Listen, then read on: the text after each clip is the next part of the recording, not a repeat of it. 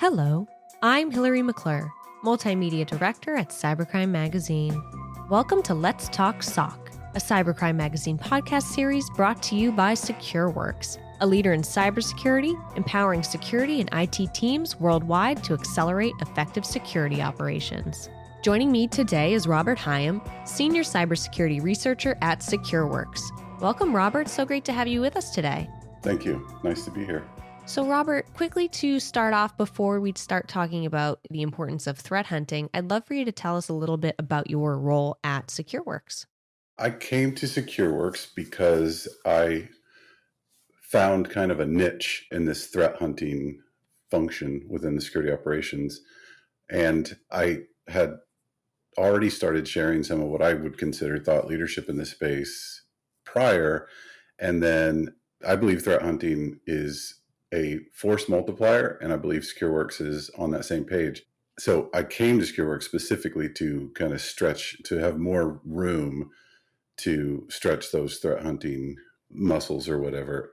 So what I do here is I help monitor the services that we provide and the tooling, and I try to find opportunities to implement what I learned, because after all, we are a customer, we are a vendor, right?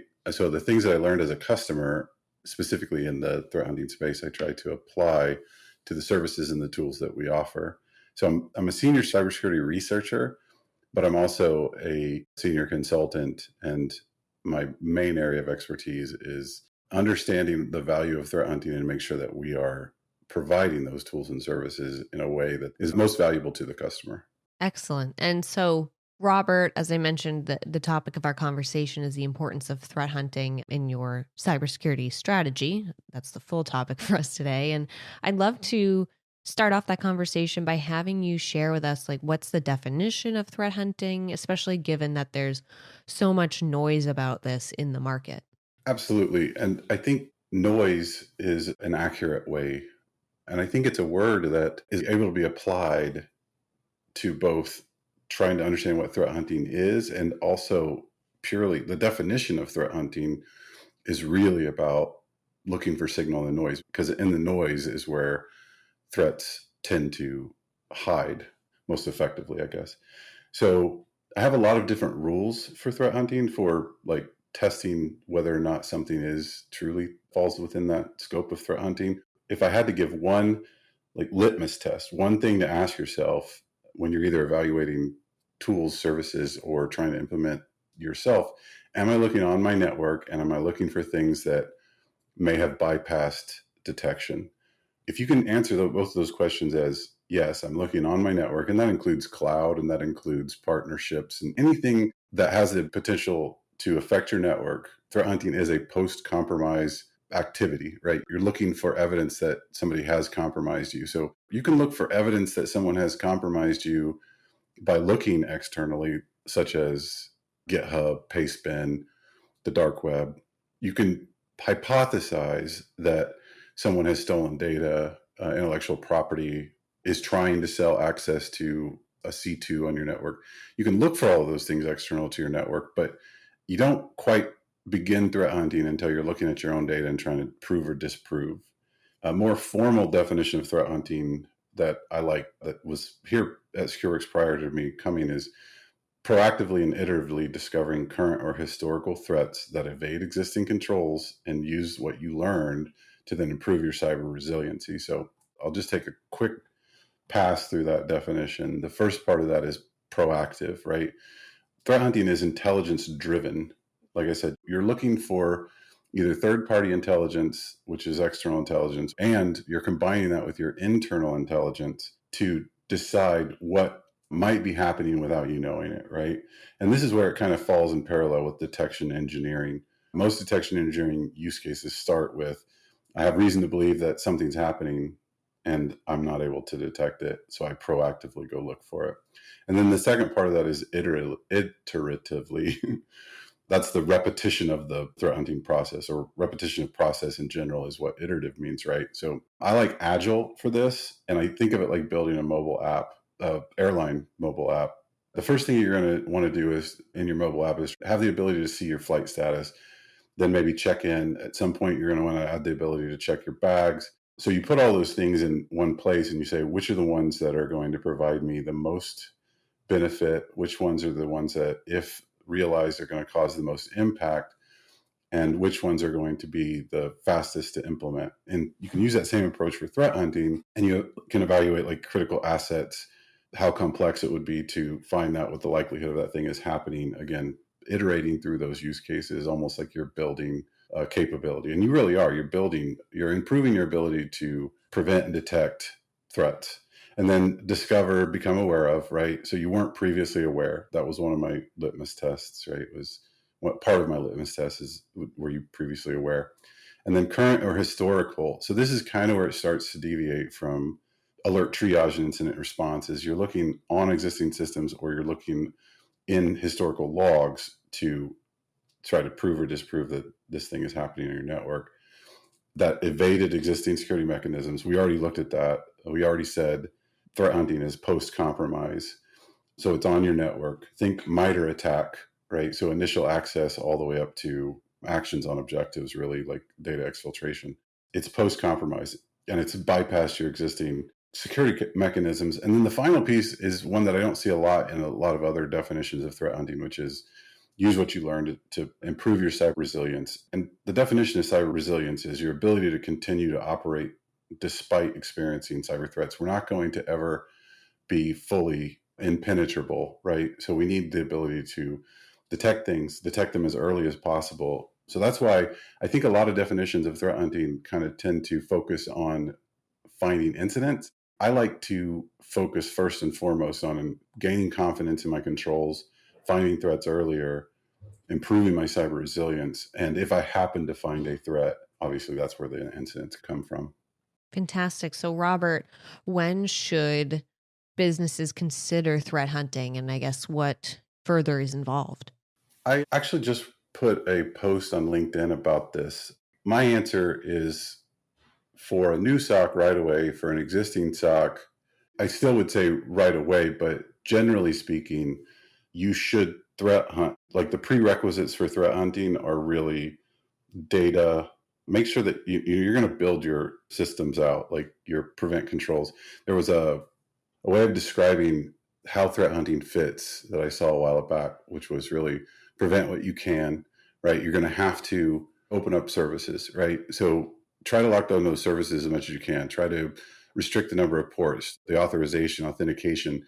Like try to prevent people from doing things that they're not supposed to. But we have to open these systems up so we know that people are going to try to test them, to bypass them. So detect what you can't prevent, right? Abuse of those things. And then really understand what you can and can't detect, and then hunt for those things. So prevent, detect, and hunt in that kind of order.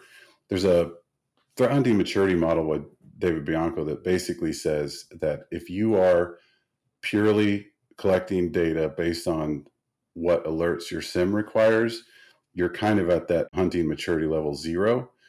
So, I mean, I think that kind of supports that you need to have a SIM and you need to have an IR process. If you don't have an IR process, as soon as you find a threat, you're going to have one, right? So I would say an IR process and SIM EDR for data kind of collection. From there, you should consider threat hunting if you have those things in place, if you're existing. They don't have to be perfect. In fact, threat hunting can help improve those controls. It can help highlight. We'll talk about, I guess, signal to noise is a big part of this, is reducing the signal to noise when we talk about what's involved. It'll actually help you implement and improve a lot of your basic security controls. So you should consider threat hunting. Some people say never. They think they've been doing threat hunting all along, right? It's nothing new. Some people say immediately. I say you should evaluate when it's appropriate for you, but I think threat hunting, because it has that ability to kind of help improve your security operations in general, I think everybody should do threat hunting. Now, here's where I think it's important to approach it.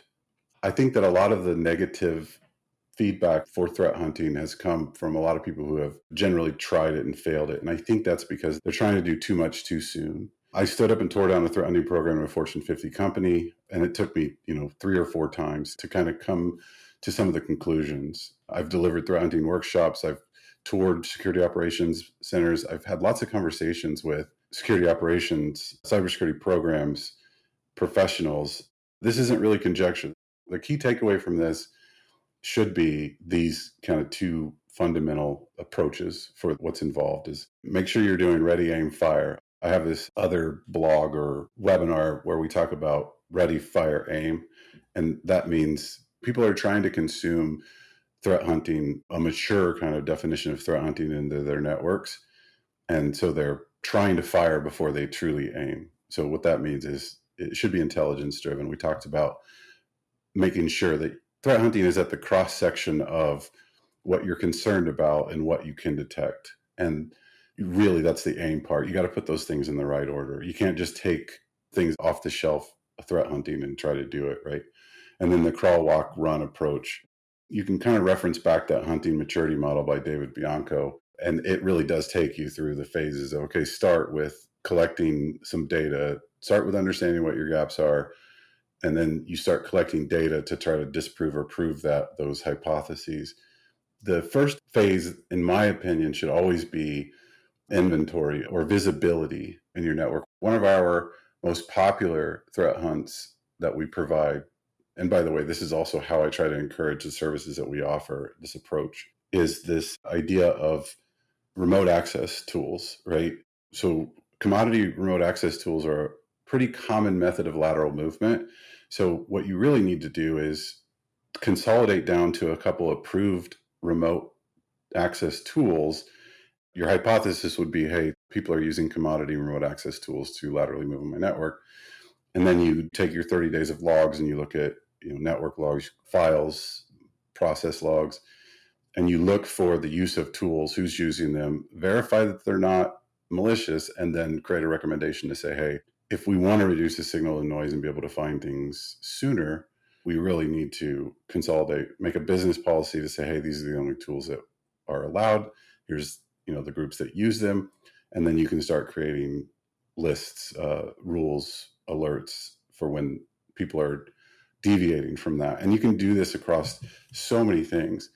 Like, do you have naming conventions for your workstations and servers, your service accounts? Would you know if a new domain controller was trying to replicate with other domain controllers in your network? You can build a list of known good domain controllers and then create alerts off of that. Hypothesis, hey, someone's stood up a domain controller on our network and, use that to gain access in one way or the other. And then you just take that reference set, you look to make sure that it hasn't happened.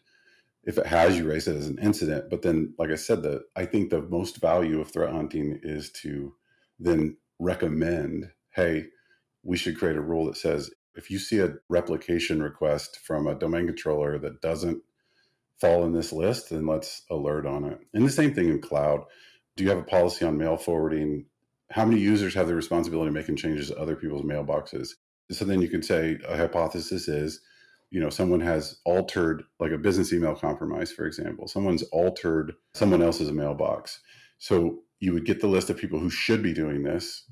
And I wouldn't say just trust that, right? You would still want to look for signs of suspicious changes to mailboxes. But really, you're looking for people who are making changes to mailboxes that don't belong to them, who shouldn't be. And then from there, again, if you find anything, raise it as an incident. But the real value is reducing the signal and noise and saying, if I see anybody making changes to anybody else's mailboxes, other than these people, I want to know about it.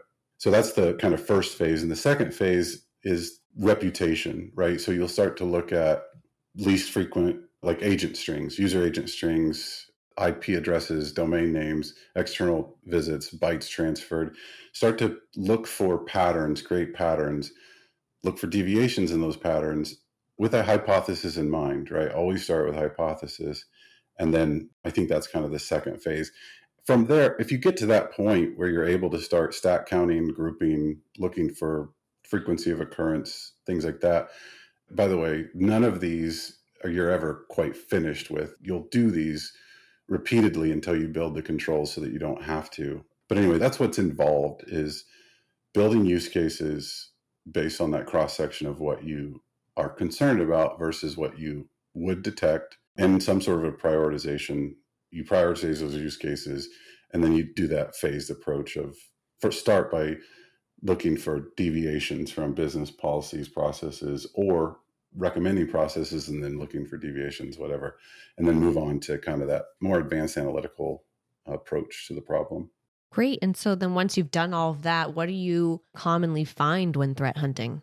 When I worked for a single company, the majority of what I found was really just potentially unwanted programs, things that could, like commodity malware, adware, things like that, and occasionally pen testing, some non-compliance issues here and there, people using their accounts in a way they shouldn't be. So all of those things are really beneficial to find, even though they're not the sexy, threat actor APT. Now that I have access to thousands of networks, I find a few more true positives, but in most cases, I actually find that when I'm kind of hunting, I'm looking for abuse of valid accounts, execution, persistence mechanisms. Like in the last few weeks, we've had Bumblebee Loader, we've had Raspberry Robin, we've had Confluent, CVE, Felina. When I go out and look for these things, generally I find that later in the attack chain, we alerted on them, right? Not always, but in most cases. For those that we didn't alert on, obviously we create an incident and say, hey, this needs to be looked into further. But this goes back to kind of what I was talking about earlier, was just because there was an alert on it doesn't mean that you don't create a recommendation to improve your ability to detect it sooner. Because in many red team and pen testing cases, we see that they gain access and they're able to exfiltrate data, in hours, if not a day or two. You want to find things as soon as you possibly can. You want to have 1,000 tripwires from the point of entry to the point of compromise to the point of their actions on objectives. So I generally find that we do alert on it later. But again, it's really important not to stop there. Make sure that you're working with your countermeasure team, make sure that you're working with your intel team, if you have them, create security recommendations for your asset owners, and make sure that you're sharing that information and using it in a way that improves your network. That's what I generally find is potentially unwanted programs. And a lot of times I'll find attacks sooner in the kill chain that we did alert on later.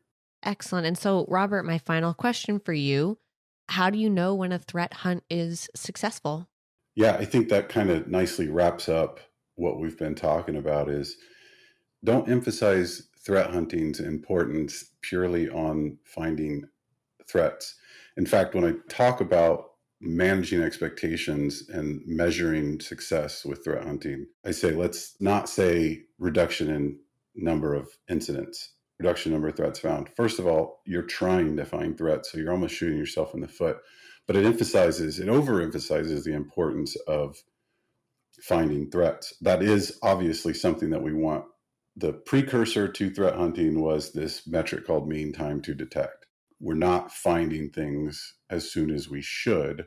What can we do about it? How can we find them sooner? And that's where we start to take the proactive approach to threat hunting.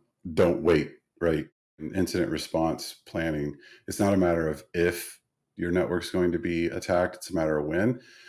We spin it slightly with threat hunting and say it's not a matter of if your network was attacked, it was, right? And you just missed it. What's likely to have been the way that it occurred, and how would I go and prove or disprove that? So you definitely are going and looking for a threat. So don't set yourself up for failure immediately and say, hey, if I don't find threats, then threat hunting is not worth it. Really, if you found something, improved something, or learned something, those are kind of the categories of the measures of success of threat hunting. And make sure you are emphasizing all of them.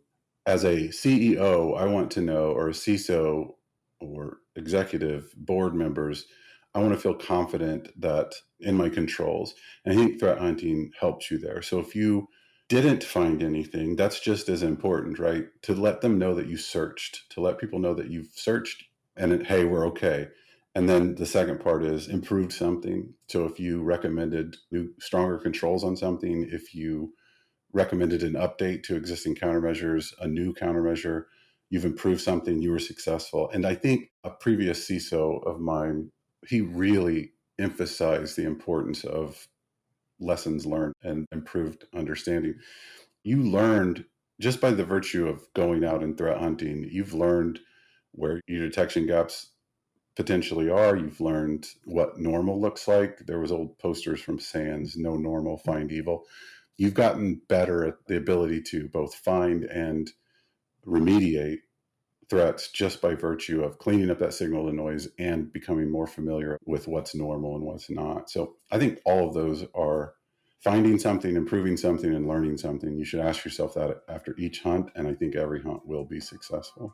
Wonderful. Well, Robert, thank you so much for taking the time to come on to our show and share with us your expertise on threat hunting. It was such a pleasure to speak with you. Thanks for having me.